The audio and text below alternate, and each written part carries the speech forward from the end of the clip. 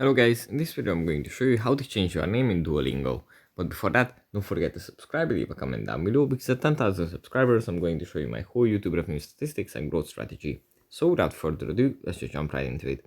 First you have to open up the Duolingo app, and here it opens up in the home menu where we have our course. From here we just go into the profile menu, then tap on the cog icon in the top right corner, and then at the very top we find our name. Here we can just rewrite it, set a new name, and then tap on save, and then this is going to be our name updated. And if you want to change it again, we can do it as many times as we want to.